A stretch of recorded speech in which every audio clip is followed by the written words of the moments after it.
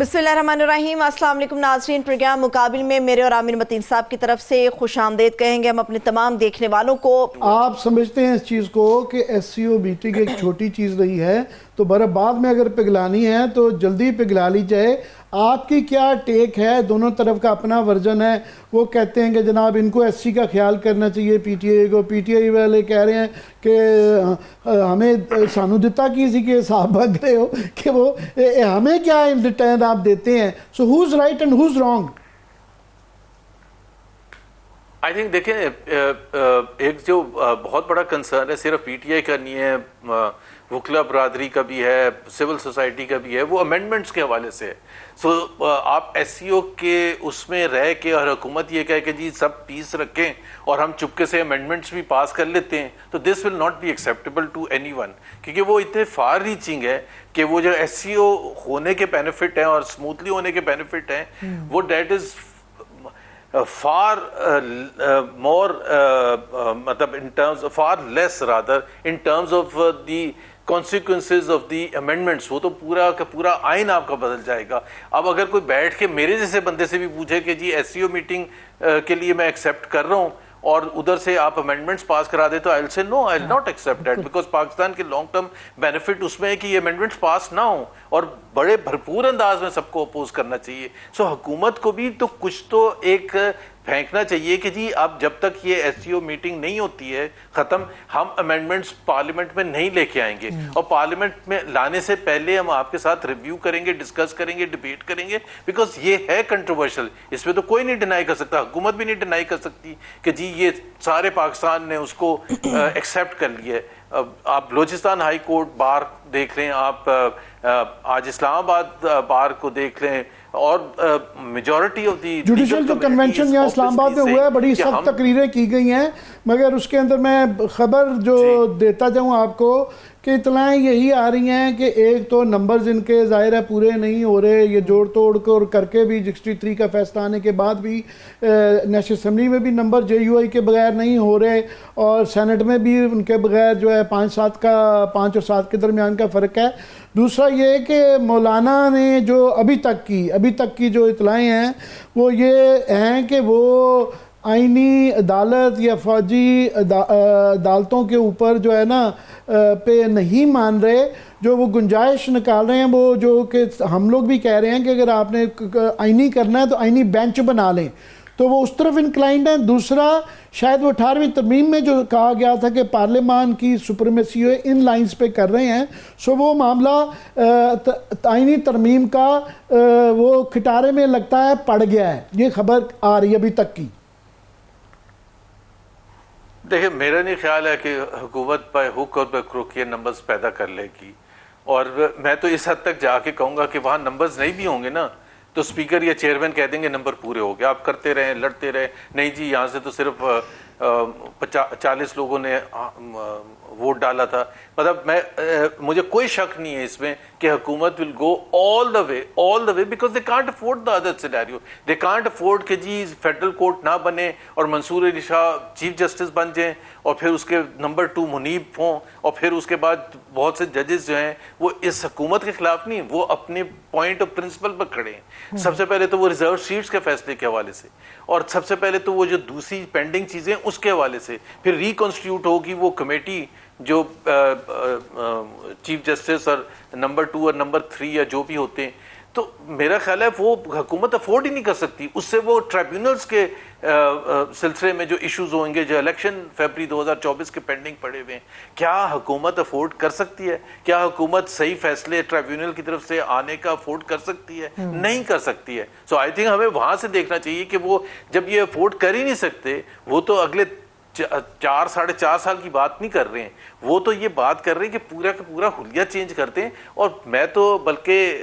आमिर इस हद तक मुझे शक है कि इसके बाद अगर अमेंडमेंट्स पास हो गई तो इवन जो 2024 का रिग्ड इलेक्शन था ना, वो भी हम ख्वाहिश करेंगे अच्छा वैसे ही करवा दें, क्योंकि वो तो फिर ये असेंबली बैठ के कुछ भी कर सकती है कि कि जी पाकिस्तान इस वक्त अफोर्ड नहीं कर सकता इलेक्शंस, आगे 2 साल तक नहीं होंगे, आप कर लें जो मर्जी कर लें। उसको आपने इतनी पावर्स दे दी होंगी वो 2/3 एक दफ़ा उनके पास आ जाए तो वो तो इतने कानून चेंज करेंगे कि 1973 कॉन्स्टिट्यूशन एक ख्वाब बन के रह जाएगा कि वो क्या था। और मैं ये भी याद दिला दूं कि वो जो चार्टर ऑफ डेमोक्रेसी का जिक्र बार बार खासतौर पर बिलावल करते हैं, वो चार्टर ऑफ डेमोक्रेसी के दूसरे जो एसेंशियल चीज़ें थी वो, अच्छा ये तो एक लाइन है कि फेडरल कोर्ट, उसमें ये तो नहीं डिफाइन किया था कि रिटायरमेंट एज 68 होगी, काजी फायज ईसा एक होंगे, वो चीफ जस्टिस होंगे और ये सुप्रीम कोर्ट टुथलेस बना दी जाएगी। उसमें तो इंडिपेंडेंस ऑफ मीडिया भी है, उसमें independence of judiciary is at the heart of the charter of democracy. उसमें तो तमाम चीज़ें जो सिविलियन बालादस्ती के जो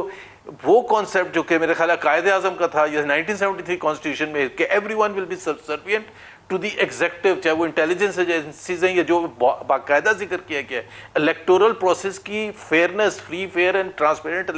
इलेक्शन कमीशन के हवाले से कि कैसे वो इंडिपेंडेंट होगा, कोई भी चीज उस पर आप ये कह रहे हैं बुनियादी तौर पे जुबैर के आप ये कह रहे हैं कि उनका दाव पे इतना कुछ है कि तमाम हुकूमत, तमाम हर चीज़ जो है मटीरियल एंड इमटीरियल जो है स्टेक पे है, वो उसके लिए कुछ भी करने के लिए तैयार हैं। ये जो आपने कहा कि गिनती नहीं भी होगी तो वो पूरी कर देंगे, और अगर दिमाग में खलल हो तो फिर मैं आप लड़ते रहेंगे, कहेंगे कि ways and means can always be found out. अगर दिमाग में ये खलल हो, सवाल ये है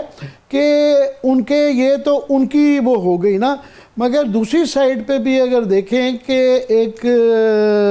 इतनी ये जो 48 घंटे में यहाँ हो गया है कि ये अपना नहीं करवा, आज वो एक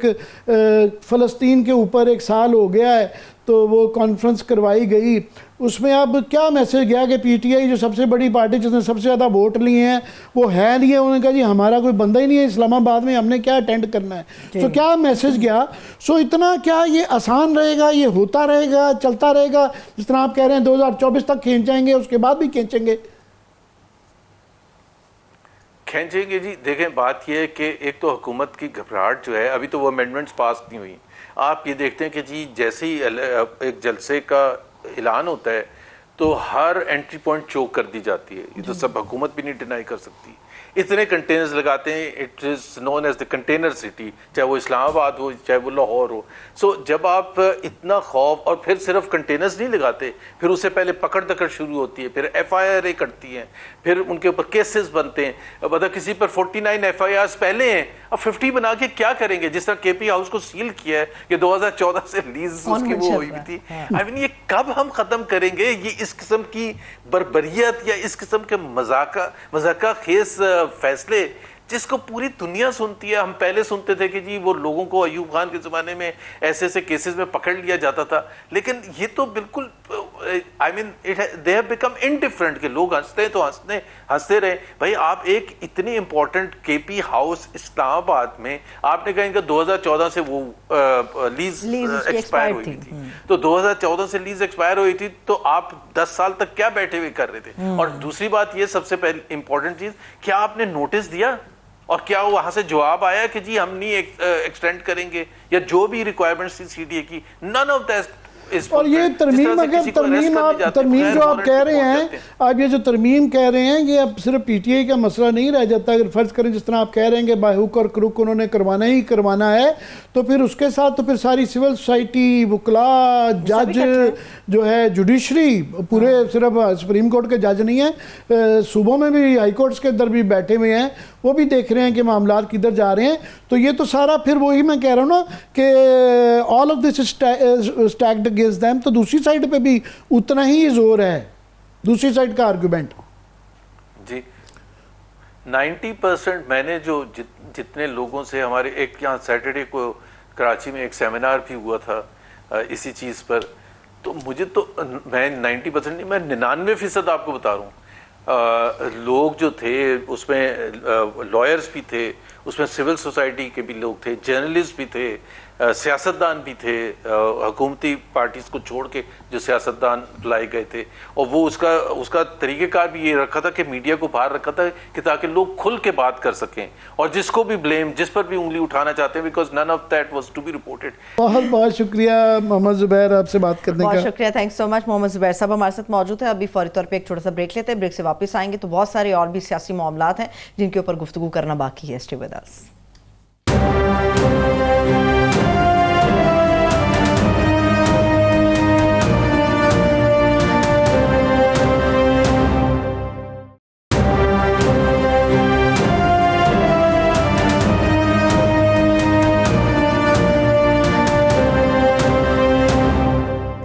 ब्रेक के बाद एक मरतबा फिर से हम खुशामदीद कहेंगे। आमिर साहब, अभी आप ज़ुबैर साहब के साथ जो गुफ्तगू कर रहे थे, आप इंटरनेशनल वर्ल्ड की भी बात कर रहे थे। कश्मीर के इलेक्शन का भी तो रिजल्ट आने वाला है ना कल, वो भी तो एक बैरूनी दुनिया का मामला है, उसके ऊपर तो कोई बात ही नहीं, कोई बैरूनी दुनिया नहीं है, वो हमारे से जो इस वक्त बैरूनी दुनिया में हो रहा है उसका डायरेक्टली इम्पैक्ट है। खुदा खास्ता ये जो लेबनान की वो बढ़ती जा रही है जंग, वो रोज़ जो है आज साल हो गया उसको, और वो बाकायदा अब ये इंतज़ार किया जा रहा है। सवाल सबसे बड़ा है कि क्या इसराइल ईरान के ऊपर हमला करेगा या नहीं करेगा, क्या वो छोटा हमला होगा या उनकी जौहरी तनसीबात या उनकी ऑयल की तनसीबात को, अगर वो तेल की तनसीबात को अटैक करता है तो ईरान इन रिटर्न क्या खित्ते की बाकी तनसीबात के ऊपर कुछ अटैक आता है। और अगर ऐसा होता है, ऑलरेडी जो है ऑयल, हमारे लिए सबसे बड़ा सवाल ये आता है कि हमारे पास बड़े ही ये जो 10 बिलियन डॉलर के हम रिजर्व्स लेते फिर रहे हैं,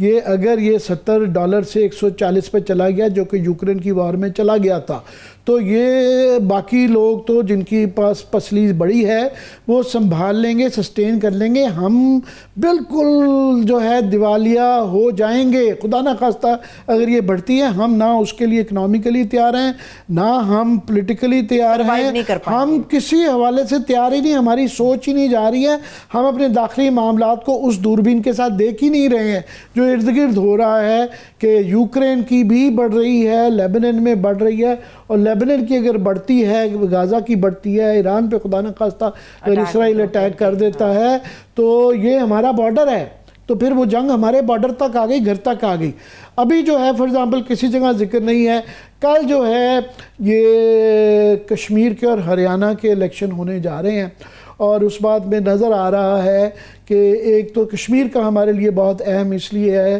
कि जब से वो इंडिया ने उसको यूनियन टेरिटरी बनाया है तो कश्मीर को, तो वो जब से इलेक्शन फिर उसके बाद नहीं हुए, वहाँ गवर्नर रूल है, तो अब पहली दफ़ा वहाँ पे जो है ना लोकल असम्बली के इलेक्शन हो रहे हैं, जो कि वहाँ पे ये नज़र आ रहा है कि जो 90 की उसमें अंदर जो मेजॉरिटी है वो नेशनल कॉन्फ्रेंस और कांग्रेस की गवर्नमेंट के ज़्यादा इम्कानात है कि वो गवर्नमेंट बना लेंगे। बीजेपी हारती भी वहाँ से भी नज़र आ रही है, और हरियाणा से भी जो है ना वो हारती भी नज़र आ रही है, जो कि 10 साल बाद वहाँ से हारेंगे। तो बीजेपी को ये जब झटका लगेगा तो फिर ये सवाल आते हैं कि उनका कश्मीर में क्या रिएक्शन होगा कि अगर वो गवर्नमेंट उधर आ जाती है तो कश्मीर के लोग जो समझते हैं उनके लिए क्या कोई बेहतर हालात होंगे, नहीं होंगे, या बीजेपी गुस्से में कुछ और जो है वहाँ पे सख्तियाँ करेगी बुरी तरीके से हारने के बाद। मगर यहाँ वहाँ पे एक ये सवाल है कि इस वक्त इंडिया के लिए ज़्यादा इम्पॉर्टेंट बीजेपी का इलेक्शन जीतने से ज़्यादा है कि इलेक्शन करवा लेना, कि एक नॉर्मलसी वो दुनिया को दिखाना चाह रहे हैं कि देखें हमारे यहाँ कश्मीर को हमने नॉर्मलाइज इलेक्शन, टर्नआउट ज़्यादा रहा है, मुनासिब रहा है, तो टर्नआउट करा के इलेक्शन करवा लिए। और फेयरनेस की हवाले से, और इस बात का कभी इम्कान हो सकता है कि जयशंकर अगर उन्होंने अपना कैंसिल ना किया बहाना लेके, तो यहाँ आके वो हमें जिस तरह यूनाइटेड नेशंस में भारत ने वो यहाँ हमारे मुल्क में आके हमें और दुनिया को ये मैसेज भी देंगे कि देखें हम मल्टीलैटरल उसके अंदर पाकिस्तान के बावजूद यहाँ पे आ गए, और यहाँ आके हमारे टेररिज्म के हवाले से नाम से और किसी और हवाले से हमारे मुल्क के अंदर हमें ये जाएंगे। और देखिए हमने कश्मीर के अंदर जो है ना इलेक्शन करवा दिए। सो हमारे लिए ये बड़े मसले हैं, ये बड़े वो उसके रिपरकशंस हैं, कॉन्सिक्वेंसेस हैं, और हमें उसके ऊपर गौर करना चाहिए कि इससे क्या मतलब है और हमें किस चीज़ के लिए क्या सोच विचार करना चाहिए, पर हमारे उससे वो गायब है। मतलब फॉर एग्जांपल ये छोटी बात नहीं है, कश्मीर का कल रिजल्ट आ रहा है, मगर किसी जगह आपने जिक्र सुना नहीं, कि बिल्कुल वो नहीं है। है। हमें अपने प्रोग्राम के एजेंडा में ये चीज तय हुई कि हम इसके ऊपर बात करने जा रहे हैं, वरना आपको आज पाकिस्तानी मीडिया में कहीं ये चीज नजर नहीं जो फॉर एग्जांपल दूसरा जो हम मैसेजेस क्या दुनिया को दे रहे हैं, आज ये जो ऑल पार्टीज कॉन्फ्रेंस करवाई गई कश्मीर के ऊपर, फलस्तीन के ऊपर जो है, उसके अंदर जब एक बहुत बड़ी पार्टी जो है वो पार्टिसिपेट नहीं करती, चले आप कह लेते हैं कि जी उन्होंने गलत किया, मगर वो कहते हैं हमारा पीटीआई क्या, वो कहते हैं जी हमारा बंदा ही कोई नहीं है इस्लामाबाद में, सब गिरफ्तारियों के डर से दौड़े में हैं, तो हम पार्टिसिपेट ना करें। और उन्होंने अभी शायद कमेटियों से और बाकी जगहों से भी उन्होंने ऐसे मौके पे कश्मीर का क्या, यहाँ से ये मैसेज गया कि हम बड़े यूनाइटेड हैं और कश्मीर में, और साथ में वो मैं देख रहा था ये चल रही थी आपके विजुअल्स कि जी कश्मीर का जो जुलूस निकालता है उसको मार मार के लाठियां जो है वो बुरा सलूक कर देते हैं, और जो है जो हम कॉन्फ्रेंस ऑल पार्टीज करवा रहे हैं उसके अंदर ऑल पार्टीज के अंदर एक बहुत बड़ी पार्टी मिसिंग है। ये कोई ढकी छुपी बात तो नहीं है। अब आप जमात इस्लामी को अगर देखें, वो फलस्तीन के ऊपर गाजा के लिए एहतजाज करती है, तो वहां पर उन लोगों के साथ, उनके शुरका के साथ क्या सलूक रवा रखा जाता है वो भी हमारे सामने है। और आज उसी इशू को लेके एपीसी बुला ली जाती है, वहां बात करना जायज है तो सड़क पे बात करना नाजायज कैसे हो सकता है? पर ये मैंने कहा ना कि दुनिया को एक मिक्स्ड मैसेजेस भेज रहे हैं, चाहे वो फ़लस्तीन का मसला हो, चाहे वो कश्मीर का मसला हो, चाहे हम इंटरनली, मैं ये कह दूं कि अब ये जो ख़ास तौर पे हमारा जो अभी ये IMF से समझ के ये जो लुटियाँ डाल रहे हैं, अभी भाई साहब ये जो तेल ही सिर्फ अगर इंटरनेशनली, जो कि कभी इम्कान है अगर ये क्राइसिस यूँ भी चलता रहा, आगे ना भी बढ़ा, तो अभी ये तेल की बताया जा रहा है कि कीमत पर बैरल जो है ना ये ऊपर जाएगी। हम सस्टेनेबल नहीं है। हमारी ऑलरेडी जो है हफीज़ पाशा साहब की जो अभी लेटेस्ट वो हैं कि हमारी मिनी बजट नहीं, वो कह रहे हैं मैक्सी बजट आएगा, क्योंकि शॉर्टफॉल जो है वो तकरीबन जो है ये 40% इन्होंने टैक्सेस बढ़ा दिए थे ना, तो वो कह रहे हैं कम से कम 20% का शॉर्टफॉल आएगी। सो ये छोटा झटका नहीं आएगा, बहुत ज़्यादा बड़ा आएगा वो भी। और नॉन टैक्स रेवेन्यूज़ भी वो उनका फिगर है 1700 बिलियन का जो है ना वहाँ पे नॉन टैक्स, तो ये बहुत बड़ी शॉर्टफॉल आ रही है। सो मुश्किलात हैं हमारी बहुत ज़्यादा, और ये जो महंगाई का बहुत क्रेडिट ले रहे हैं उनके बकौल ये 3-4% का झूठ बोल रहे हैं, और जो झूठ भी है ये आगे महंगाई बढ़ने जा रही है। ये मैं नहीं कह रहा, बड़े मोतबर लोगों की ये मोतबर रिपोर्ट्स कह रही हैं। बिल्कुल। बहुत शुक्रिया, थैंक्स सो मच आमिर साहब। देखने वालों का शुक्रिया, इजाजत दीजिए, अपना ख्याल रखिए, खुदा हाफिज।